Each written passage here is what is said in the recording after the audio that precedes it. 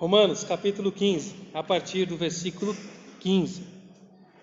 Ainda assim, diz Paulo, atrevi-me a escrever a vocês sobre alguns desses assuntos, certo de que só precisam de um lembrete, pois pela graça de Deus sou um mensageiro da parte de Cristo Jesus a vocês, os gentios. Anuncio-lhes as boas novas para que se tornem oferta aceitável a Deus, separados pelo Espírito Santo.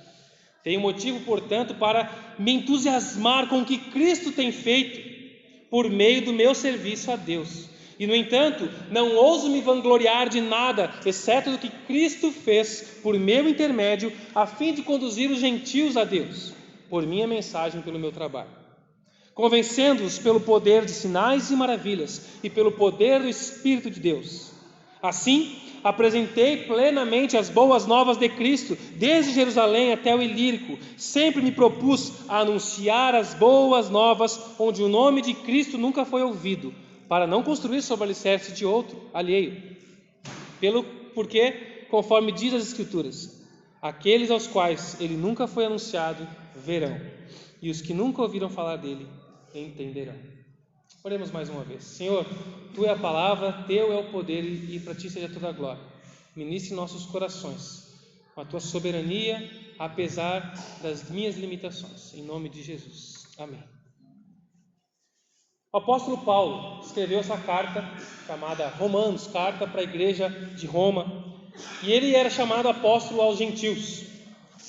Ele escreve essa carta, o período que ele está escrevendo, para a gente contextualizar um pouco, no final da terceira viagem missionária dele, quando ele ia começar a retornar o seu caminho e voltar para Jerusalém, de onde ele começou a viagem. A ideia de Paulo era, depois de chegar lá em Jerusalém, entregar uma oferta financeira mesmo aos irmãos lá de Jerusalém, que tinham necessidades materiais, e em outra oportunidade ele queria ir até Roma. Ele queria voltar para Roma, ele não conhecia ainda a igreja de Roma, e ele queria ir para lá, e ele vai escrever isso aqui. E o que ele não sabia é que ele iria para Roma realmente, só que não do jeito que ele planejou. Ele seria preso em Jerusalém, e depois de muitos percalços ali, ele chegaria em Roma, como um prisioneiro, mas chegaria. Roma era a capital do império, a cidade mais importante.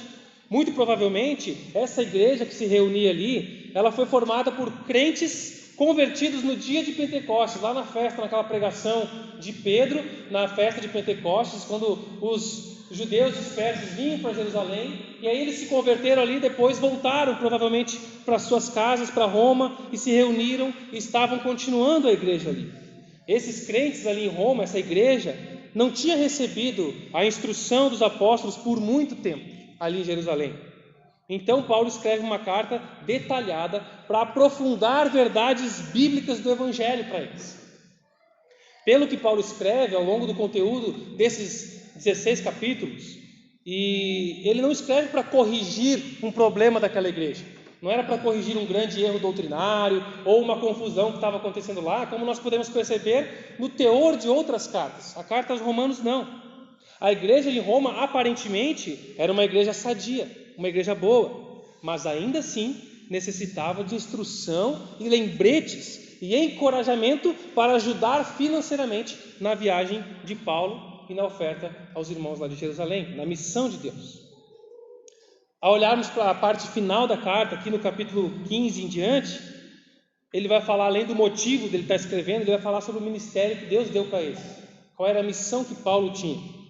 E por isso nós vamos observar nesse texto lido, do 15 ao 21, e lembrar verdades básicas sobre a minha vida e a sua vida e a mensagem de Deus para esse mundo. Por que lembrar? Porque muito provavelmente você já ouviu essas verdades, você conhece elas. Até porque o versículo 15 aqui, ele vai nos dizer: ainda assim, eu me atrevi a escrever a vocês sobre alguns desses assuntos que eles conheciam já, mas certo que vocês precisam de um lembrete. Então, a gente precisa lembrar de coisas que a gente já sabe. Não tem problema repetir sermão, pregar a mesma coisa. Não tem problema você ouvir a mesma mensagem. Você não deve gerar uma expectativa de ir na igreja e sempre ouvir uma novidade, e sempre ouvir uma coisa nova. É preciso lembrar as verdades que a gente já sabe, que a gente esquece, que a gente se acomoda, que a gente rejeita, que a gente ignora muitas vezes. e precisamos ser lembrados constantemente das verdades que Deus já instituiu, já escreveu por meio dos apóstolos. E Paulo falou: olha, isso aí não é novidade para vocês, mas vocês precisam se lembrar. Não é novidade o tratado teológico de Romanos 1 ao 14, que ele se aprofunda muito na teologia. Mas era um lembrete. O básico eles já sabiam e precisavam disso. E nós vamos lembrar também. Então, você veio hoje para lembrar algumas coisas. Vamos lembrar essas verdades básicas sobre a minha vida e a mensagem de Deus para esse mundo. A primeira é que eu preciso conhecer do que falo. Primeiro lembrete para nós. Conheça aquilo sobre o que você fala. No versículo 15, no final, ele prega, ele diz: pois, pela graça de Deus, eu sou um mensageiro para vocês. Ou quem está com a versão NVI, ele diz: pois, por causa da graça que Deus me deu, ele tinha recebido algo da parte de Deus. Paulo demonstra entender que Deus derramou graça sobre a sua vida. Ele tem um relacionamento com Deus, pois Deus derrama graça sobre ele. E esse relacionamento faz com que ele entenda a missão dele. Por que ele estava onde estava? Entender que Deus o chamou e o abençoou da base para a missão dele. O que você faz da vida? Você tem convicção de que Deus te chamou para fazer aquilo? Ele tinha essa convicção de que Deus me deu graça. E ele conhecia, ele recebeu graça de Deus. O versículo 16 vai dizer para quê? Para ser um ministro da parte aqui, depois da Trindade, do ministro de Cristo Jesus, um mensageiro da parte de Deus. Ele foi alcançado pelo amor de Deus. Paulo foi salvo pela graça do Senhor. Ele conhecia para poder levar a outros essa mensagem. E olha que interessante como ele cita o mistério da Trindade ali, no versículo 16 ele vai falar, que ele era um mensageiro da parte de Cristo para anunciar as boas novas de Deus, para que os gentios se tornassem uma oferta aceitável a Deus e santificados pelo Espírito Santo.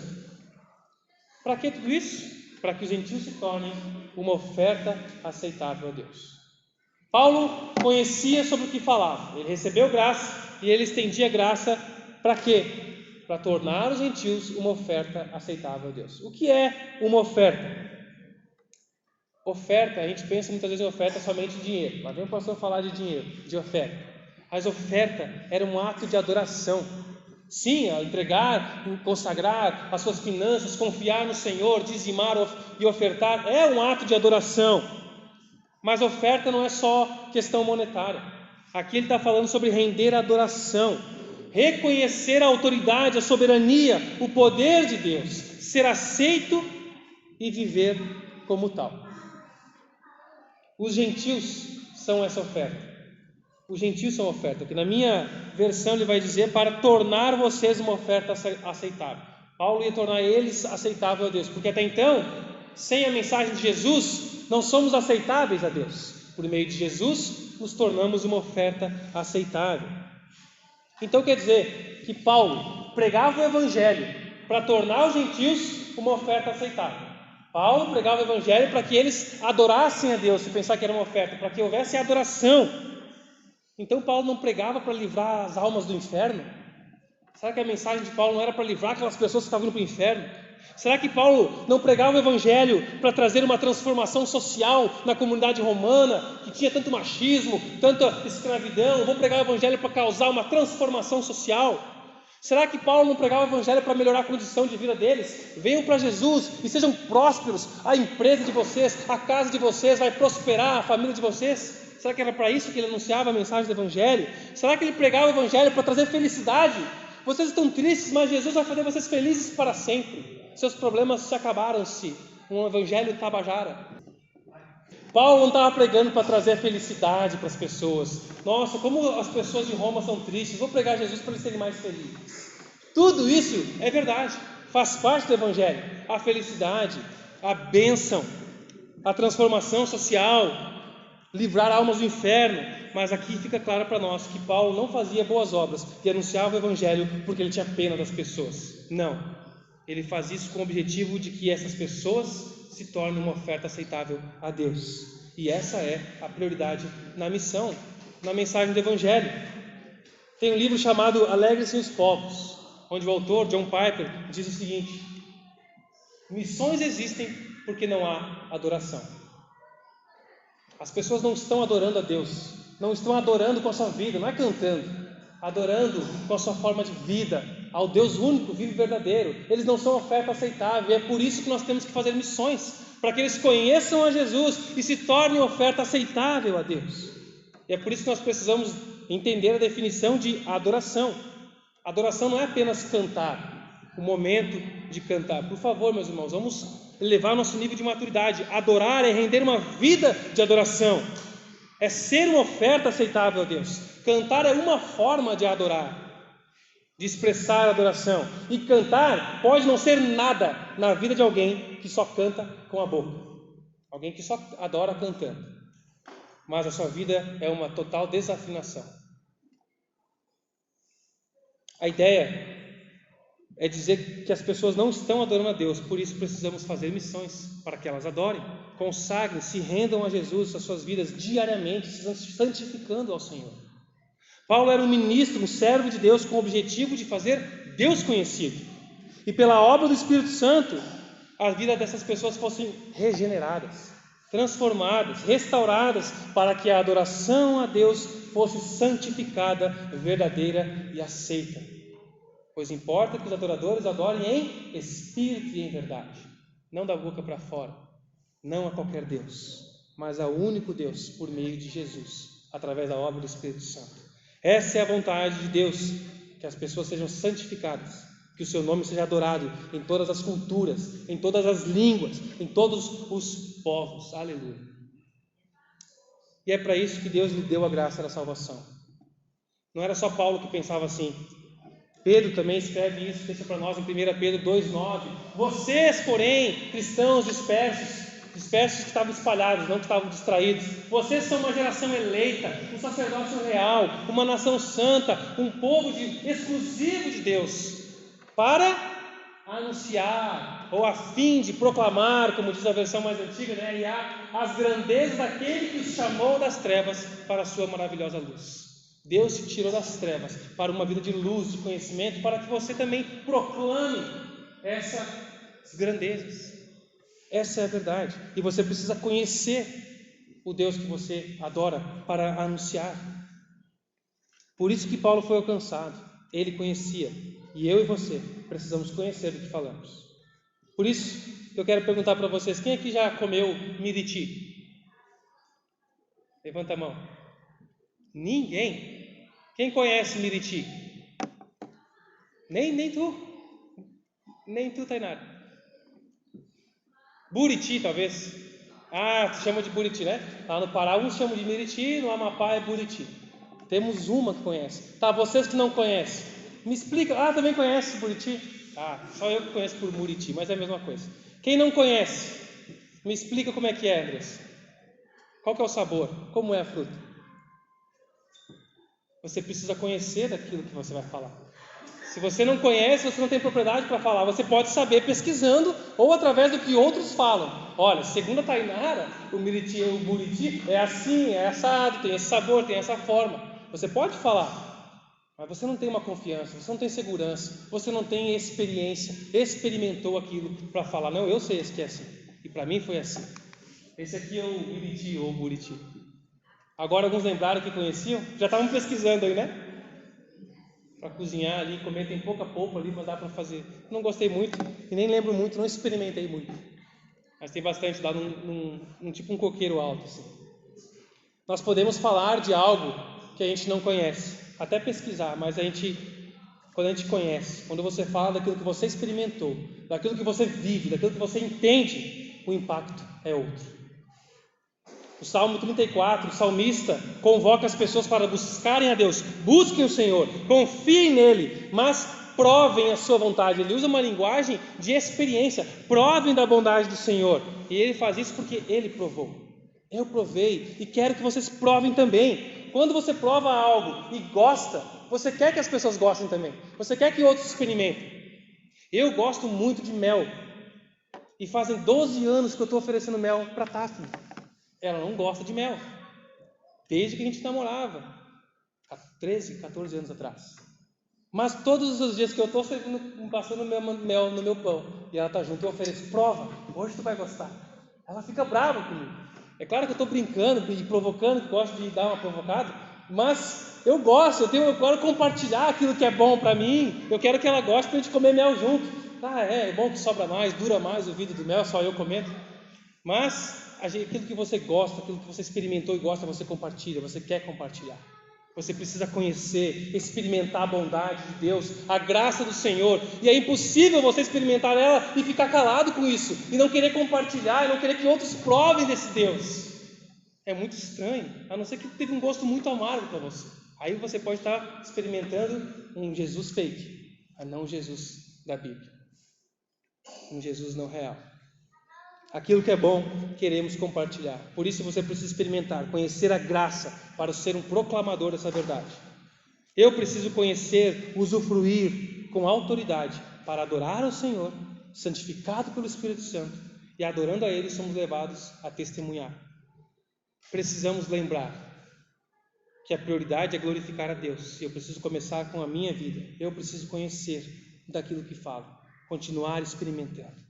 A segunda verdade básica desse texto é que eu preciso lembrar quem faz, quem está fazendo.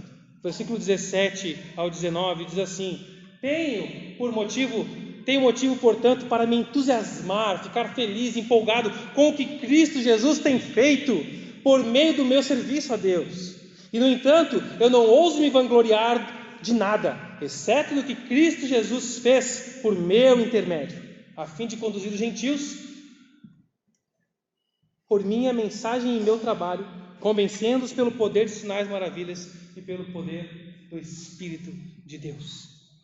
Paulo não estava se achando, ele estava reconhecendo que tudo o que aconteceu foi Cristo Jesus quem fez. Ele não bate no peito, ele não estufa o peito para falar o que ele estava fazendo. Paulo não serviu, não sofreu para que o seu nome fosse famoso, apesar de ele ser o preferido de muitos de nós, ter escrito muitos livros e muitos disserem que ele é o cara, e ele era muito bom mesmo. Ele não fazia o que fazia para si mesmo. O desejo dele era fazer Cristo Jesus conhecido. Jesus não tinha participações especiais na vida de Paulo. Paulo era o cara prodígio, missionário da igreja, e Jesus aparecia de vez em quando. Não, era o plano de Deus se cumprindo e Paulo participando dele. Era o plano de Deus, a missão de Deus se estendendo, levando pessoas a crerem, confiarem e desfrutarem de uma vida com Deus, mesmo em meio à perseguição, à luta de dificuldades. E Paulo era usado nesse plano por meio da mensagem e do trabalho dele. Ou como diz na NVI, palavra e ação. Paulo não era alguém que só falava, só pregava, um excelente orador, um excelente pregador da internet. Ele era alguém que agia. Talvez Paulo tenha sido um dos melhores a usar as palavras, mas não fazia só isso, ele agia. Por isso que ele escreve mensagem e trabalho.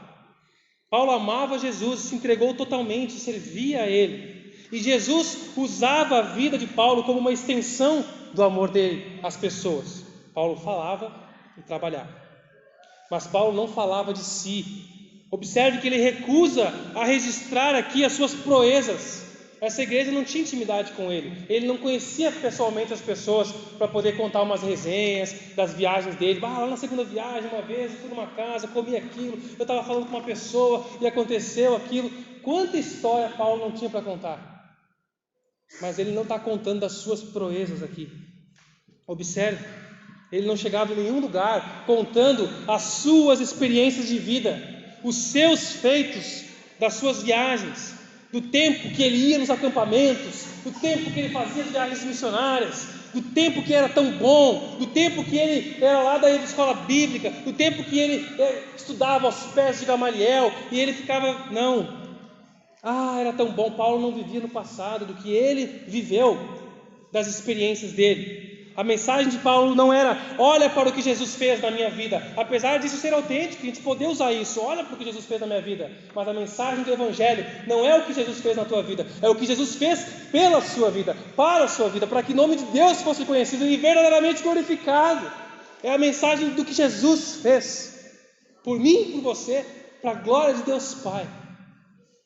Essa é a mensagem do Evangelho, é sobre Ele. A história da humanidade é sobre Jesus, não é sobre mim e sobre você.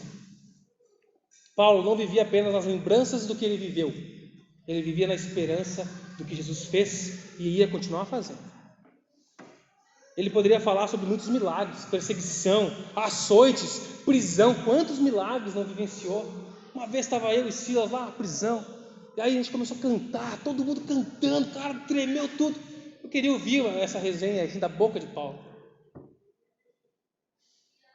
10 anos de trabalho, 3 viagens missionárias registradas até aqui. E em poucas palavras ele diz: apresentei plenamente as boas novas de Cristo.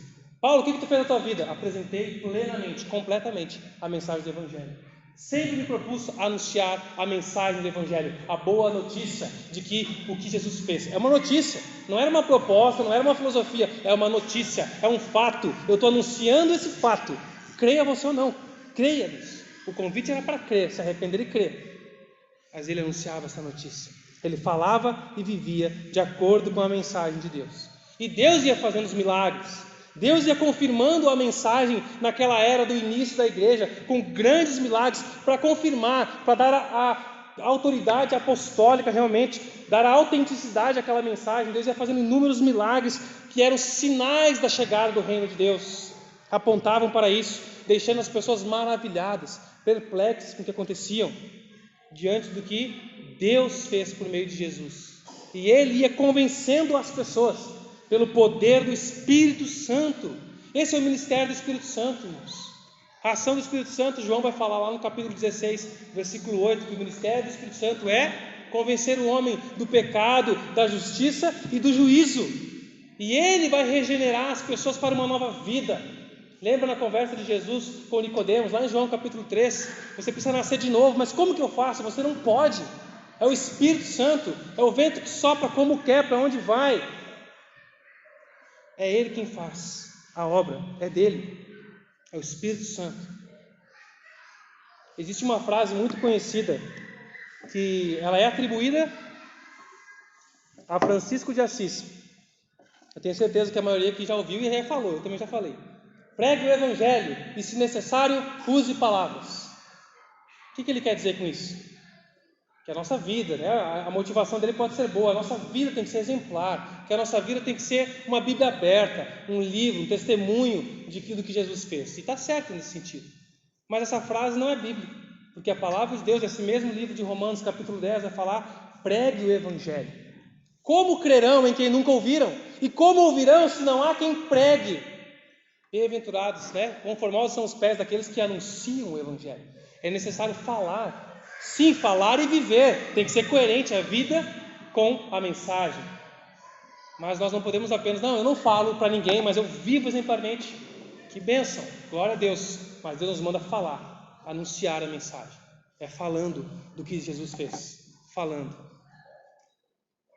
A Bíblia nos diz isso, Romanos 10,14. Precisamos crer no poder do Espírito Santo e precisamos falar. Quantas vezes nós temos medo de falar? Ai, será que agora é a hora? Eu acho que eu vou esperar uma outra oportunidade.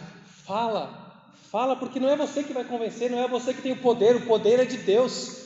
E Ele escolheu você como um canal, um meio dele para que essa pessoa seja alcançada por meio da mensagem. Deus escolheu a mim e a você para anunciar essa mensagem.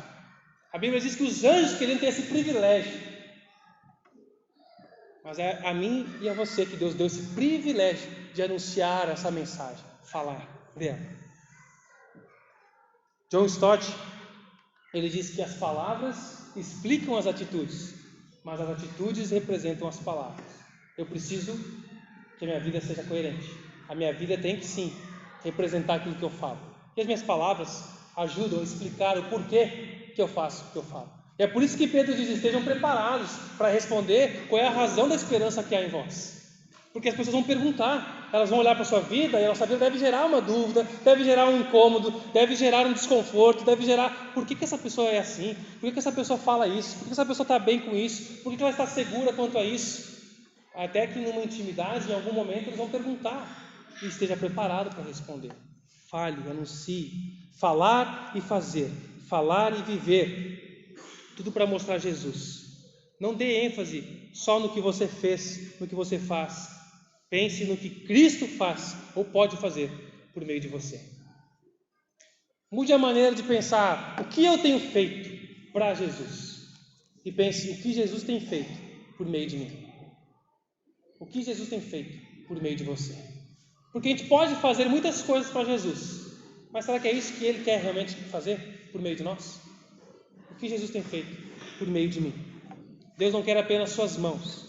Ele quer usar suas mãos, sua boca, sua vida, seu ofício, seu trabalho, seus dons, seus talentos, seus recursos para a glória dEle. Para que você seja um canal de bênção nesse mundo mau. Para que você seja uma luz, um sal nesse mundo sem sabor e que vive nas trevas. As obras que você faz são obras de Cristo? Como são as suas palavras, as suas ações quando você está numa rodinha de não crentes? Como são as suas palavras, as suas ações quando você está com amigos crentes?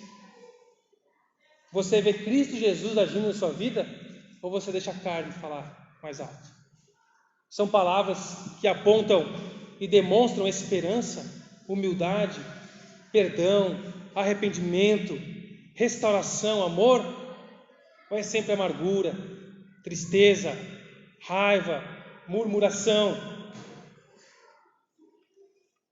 E a reflexão para nós aqui sobre como está a nossa vida deve ser no tempo presente, irmãos. Não é sobre o que Cristo Jesus irá fazer. Não jogue para o futuro, para um tempo distante. Deus quer usar a tua vida hoje. Muitas vezes a gente vive numa expectativa de algo que vai acontecer, uma ansiedade porque quando eu me casar, aí sim vai ser melhor, porque depois que eu conseguir um emprego, aí sim vai ser melhor, eu vou poder fazer isso, e eu vou dizimar, eu vou ajudar, e quando a minha empresa prosperar eu vou fazer, e quando eu me aposentar, então eu vou ter mais tempo, não porque depois que eu me formar, aí eu vou poder fazer isso, não porque depois que eu vender a minha casa, me livrar disso, agora eu vou ter mais condições, depois que eu comprar o meu apartamento, o meu lugar, eu vou receber as pessoas da minha casa, e é sempre depois, e depois, e depois, e quando? E hoje? Você está vivendo do quê? Deus quer te usar hoje. Onde você está? Como você está? O tempo de Deus se chama hoje, para mim e para você. Você precisa lembrar, estar atento. Eu estou agindo com base nos meus planos, na minha força, ou estou sendo um instrumento do Espírito Santo hoje? Creia e fale. O tempo está ficando curto, meus irmãos. O tempo não volta. Os tempos estão se remindo, esse mundo está cada vez pior, mais difícil. As pessoas estão desesperadas por uma mensagem sólida, firme, constante, que a palavra de Deus tem. Nós precisamos conhecer do que falamos. Nós precisamos lembrar quem faz. E nós precisamos lembrar qual a prioridade. Versículo 19, a parte B, diz assim: assim, apresentei plenamente as boas novas de Cristo Jesus, desde Jerusalém até o Ilírico. Sempre me propus anunciar onde o nome de Cristo não foi ouvido, para não construir sobre alicerce alheio. Pois conforme dizem as Escrituras, aqueles aos quais nunca ouviram falar, nunca foi anunciado, verão. Aqueles que nunca ouviram falar dele, entenderão. Paulo fala que ele estava pregando desde Jerusalém e arredores até o Ilírico. Que região é essa? Essa região, mais ou menos aqui nesse mapinha infantil que eu fiz, que mostra aqui da região de Jerusalém, que vocês conhecem bem, até aquela região que é o Ilírico, que é onde é a Croácia. É uma distância aí de mais ou menos 2.500 quilômetros por terra. Como se fosse daqui de Carlos Barbosa até a divisa do Mato Grosso, do norte do Mato Grosso com o Amazonas, em linha reta. O Brasil é grande, né? Daqui até o final do Mato Grosso dá para atravessar uns 8 países da Europa. Era uma viagem longa. Naquele tempo, sem carros confortáveis, com seu ar-condicionado, com seu GPS, com seu aquecedor aí para os pés, arzinho quente. Sem embarcações sofisticadas e motorizadas. É um trecho longo e caro, muito caro fazer essas viagens. Por isso que muitas vezes faziam por mar, que era mais barato e mais seguro. E ele fez isso para quê? Por que Paulo gastou a vida dele, os recursos dele, os recursos de outras pessoas, nessa viagem tão longa, toda essa região, fazendo o quê? Versículo 20, pregar o evangelho onde Cristo não foi anunciado. Paulo sempre fez questão de pregar onde Jesus não era conhecido, de forma que ele não estivesse edificando sobre outros líderes legítimos, como a igreja de Roma, que não tinha um apóstolo ali, um discípulo de Jesus, um dos 12 ou 13, Paulo e Matias, 14, 13, que saiu Judas. Mas não foi plantada por um apóstolo, mas tinha um líder legítimo lá. Eu sei que vocês têm um líder aí, eu não estou querendo falar para vocês por cima da autoridade de quem está cuidando de vocês, mas tem alguns lembretes que eu quero trazer para vocês também. Nas outras cartas, carta aos Gálatas, carta aos Efésios, foi ele que plantou a igreja, ele que começou o movimento naquelas regiões, mas em Roma não. Então ele está dizendo que não quer tirar vantagem. Agora que tem uma igreja em Roma, a capital, uma igreja grandona, Paulo vai vir aqui querer mandar e mudar para dizer que ele é o cara aqui também. Não, ele não quer tirar vantagem, nem o posto do líder daquela comunidade, mas ele sabe da importância da igreja em Roma, e ele quer dar esses lembretes. Até estendendo um pouco, o versículo 22 e 23, que nós não lemos, diz: e é por isso, aliás, que há tanto tempo eu tenho adiado a minha visita, porque eu sei que vocês estão bem aí, e eu estou em outros lugares, porque eu estava pregando nesses lugares onde Cristo não foi anunciado. Mas agora que eu terminei o meu trabalho, nessas regiões, depois de tantos anos de espera, estou ansioso para visitar vocês. A ansiedade dele foi levado preso para lá, né? Será que em toda essa região, de Jerusalém até a Croácia, o Ilírico, que Paulo diz que terminou o trabalho, como diz a tradução da NVI, não havendo nessas regiões nenhum lugar que eu precise trabalhar?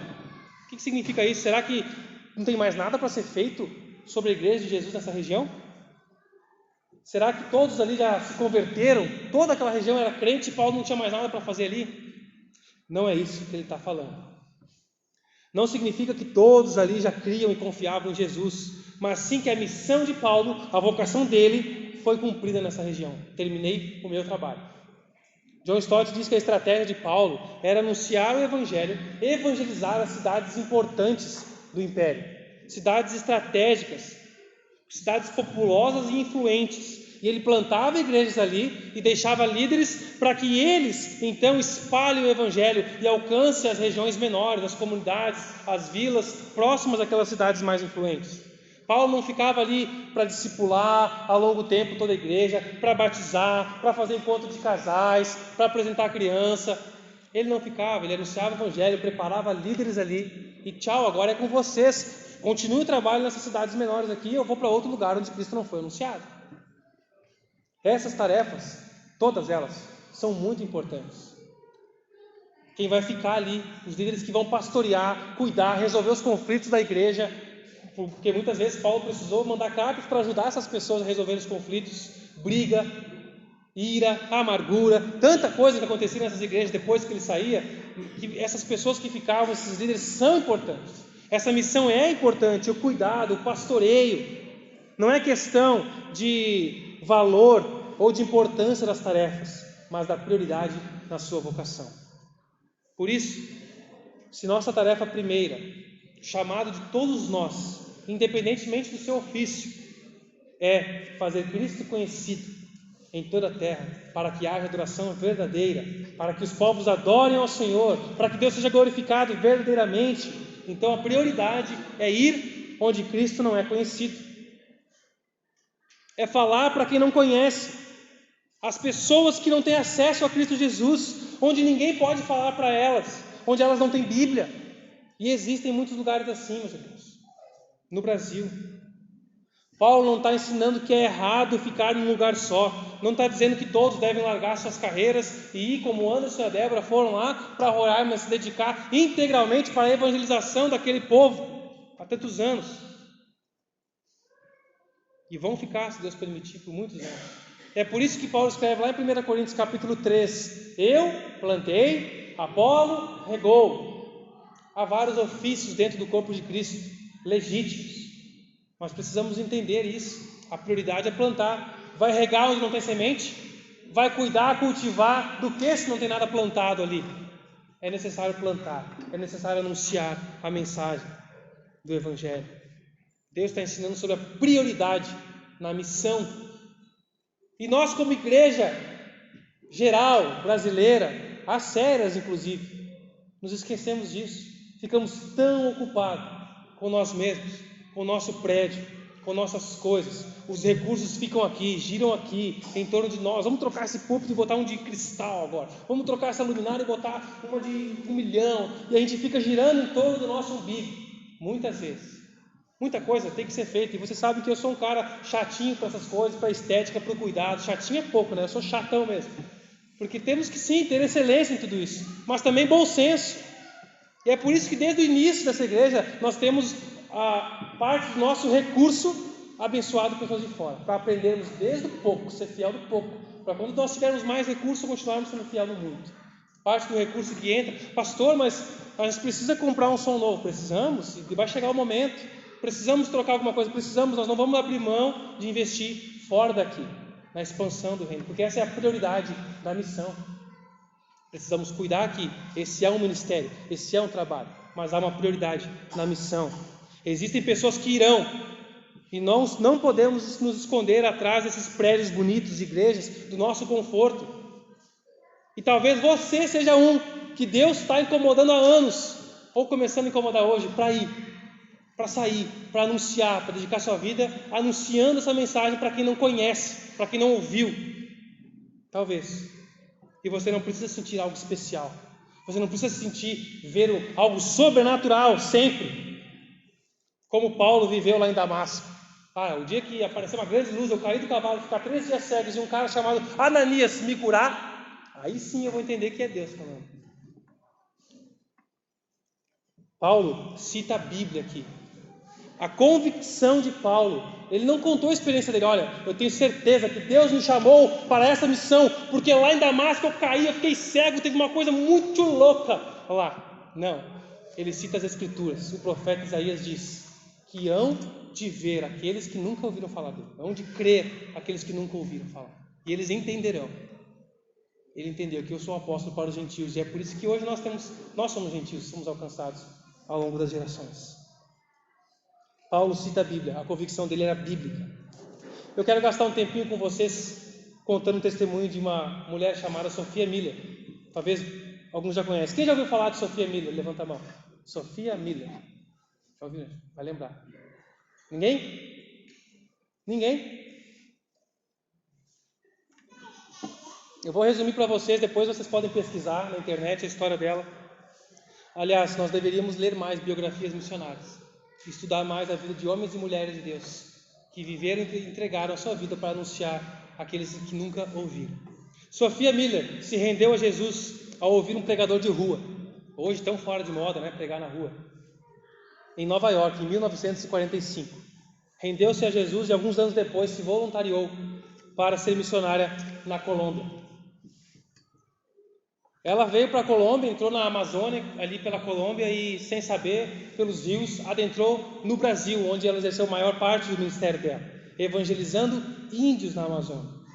Na primeira aldeia que ela parou, conta a biografia dela que os índios tinham uma crença de que algum antepassado deles, talvez alguém passou por ali um dia, talvez foi um sonho, eu não sei, porque eu não li isso na íntegra, não sei qual foi essa mensagem, mas aqueles índios tinham uma crença de que um dia viria uma pessoa branca anunciar uma mensagem diferente, anunciar uma notícia diferente e importante. E o dia que Sophia Miller chegou naquela comunidade, eles tinham dúvida se era ela. Então eles elaboraram um plano muito bem elaborado, planejado, para saber se era ela. Uma ótima ideia. Eles resolveram, vamos dar comida envenenada para ela. Se ela morrer, não é ela. Se ela viver, é ela. Aí prepararam um prato lá com veneno para matar 6 soldados e deram para essa mulher comer. Ela viveu, estou contando a história, né, dela. E ela morreu e acabou por ali, não. Ela viveu. Deus preservou a vida dela. E daquele jeito, daquela prova real, daqueles índios ali, eles começaram a ouvir a mensagem dela.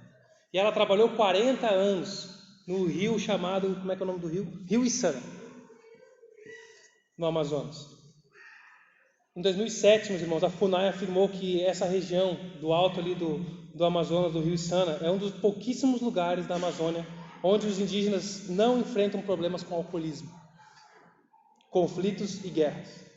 Tem um fotojornalista brasileiro chamado Pedro Martinelli, ele publicou vários livros, e um deles, ele diz que os indígenas do Alto do Rio Negro e do rio Içana têm título de eleitor e altíssimo índice de alfabetização. Em algumas aldeias chega a 95%. 40 anos trabalhando, plantou mais de 50 igrejas por aquela região. E antes dela falecer, em 1997, dando uma entrevista para um jornalista cristão, ele perguntou para ela: Sofia, como foi o seu chamado? Ele querendo saber qual foi a tua experiência para Deus te chamar e vir para a Amazônia. E ela respondeu: eu jamais tive um chamado. Eu li uma ordem e obedeci.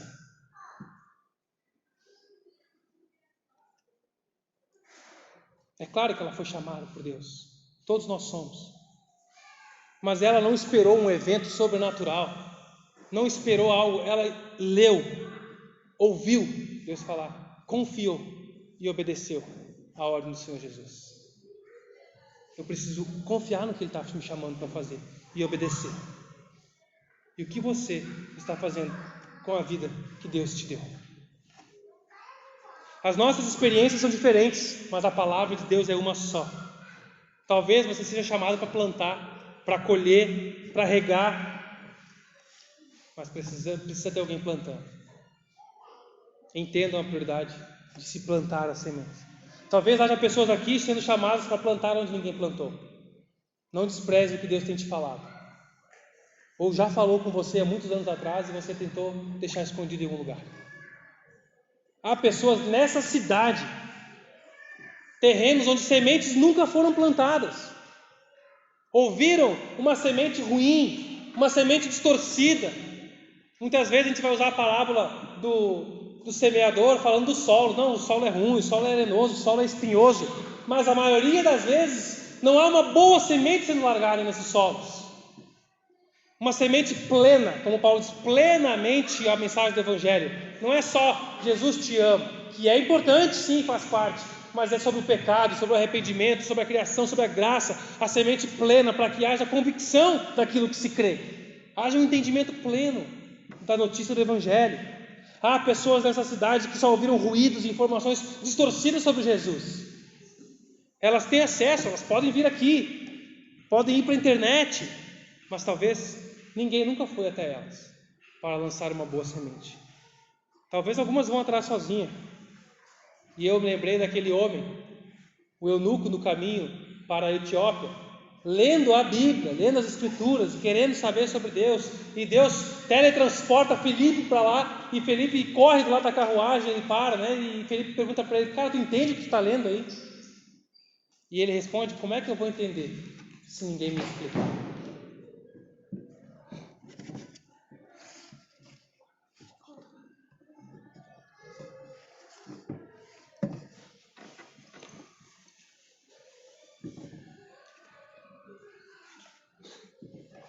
Não quer nada? O que tu quer aqui? Tá bom, então deita aí, meu ombro. O eunuco no caminho para a Etiópia. E Filipe foi levado por Deus até lá para falar para aquele homem da mensagem do Evangelho.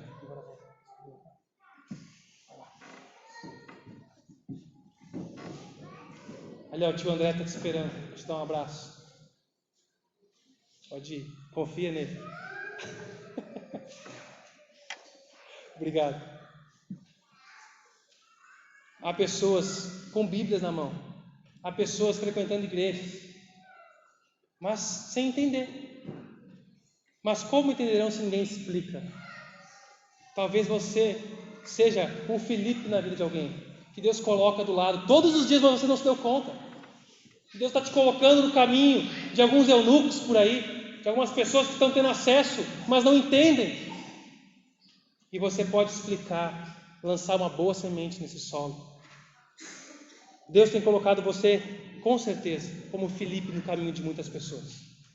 A prioridade é falar do Evangelho, para que esses que não conhecem, não entendam, venham a crer. Como ouvirão se você não falar? Como entenderão se não explicar?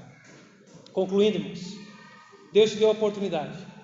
Ele estende a você a graça por meio de Cristo Jesus, para que você experimente dessa graça, entenda a sua vocação. Você precisa conhecer sobre o Deus de quem fala. Preciso conhecer sobre quem fala. Eu preciso lembrar quem faz. Deus quer agir por meio de você, enquanto Ele trabalha na sua vida. Porque muitas vezes a gente espera, não, porque quando eu ficar pronto, eu não me sinto preparado. Deus está te preparando, sim, constantemente, e quer te usar e continuar te usando na vida de outras pessoas. Enquanto Ele trabalha na sua vida, Ele quer trabalhar por meio da sua vida. O mérito é dele, o milagre é Ele quem faz. Não coloque um peso sobre você.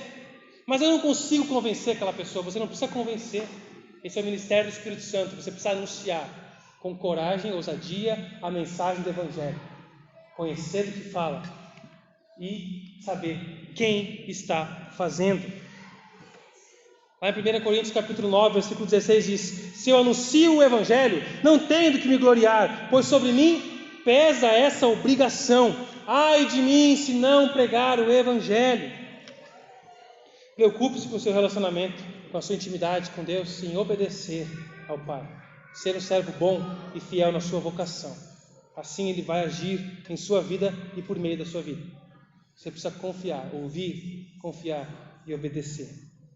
É Ele quem faz. Aponte para Jesus. E lembre-se da prioridade. Pessoas estão indo para o inferno. Pessoas não estão adorando a Deus. Pessoas, povos, famílias têm vivido sem adorar a Deus. Mesmo muitas vezes indo em igrejas no domingo. Não tem uma vida de adoração. Sem conhecer, sem reconhecer quem de fato Jesus é. Quantos aqui não nasceram no Rio Grande do Sul? Levanta a mão. Pode levantar. Eu sou um. Bastante. Quantos não nasceram em Carlos Barbosa? Mais ainda. Você acha que você está aqui por turismo? Talvez você veio por turismo. Você acha que você está aqui à toa? Talvez você tinha um plano. Mas Deus não tem um plano, Ele tem uma missão para você. Você está aqui em missão. Deus te colocou onde te colocou com uma missão. Você não veio para Carlos Barbosa porque aqui está em 7º lugar, no DH de algum ranking, porque aqui a segurança é boa. Talvez você achou isso, e isso te iludiu. Mas Jesus tem outros planos para você aqui. E para o reino dele. Portanto, creia. Deus tem mais para você e por meio de você na missão dele. Lembre-se disso. Só há uma esperança para a restauração do propósito e alegria verdadeira na vida. Conhecer e crer no Evangelho de Jesus. Crer que Cristo é o poder de Deus para a salvação de todo aquele que crê. Romanos 1,16. O poder de Deus, o dunamis, que é essa palavra, a dinamite, um poder que transforma, explosivo, transformador. Não tem como ter um encontro verdadeiro com Jesus e não ser transformado e continuar o mesmo, porque é explosivo. Essa não é uma tarefa mais urgente. Essa é a prioridade na nossa missão. Nós perdemos muito tempo com coisas que não têm tanto valor em nossa vida, inclusive como igreja às vezes. E nós perdemos muito tempo com coisas que não têm nenhum valor em nossa vida. Nós damos trabalho para nossas famílias, para os pastores, para missionários, sugamos a energia deles, gastamos a nossa, ao invés de investir na prioridade. Muitas vezes giramos ao redor do nosso mundinho, transformando o nosso descontentamento, as nossas tropeçadas, a nossa ingratidão, como se fosse o maior problema do mundo. Ah, isso aconteceu, isso é o fim do mundo para mim.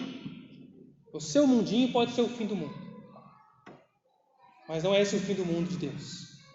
Talvez é o momento de a gente começar a amadurecer nisso, a olharmos para Cristo Jesus, nos contentarmos na cruz com o que Cristo fez e faz por nós e pode fazer através de mim e de você. Igreja, Cristo nos capacitou, nos selou com o seu Espírito que habita em nós. Ele tem poder. Creia, fale e viva. Ouça, confie e obedeça. A Deus Pai. Vamos orar?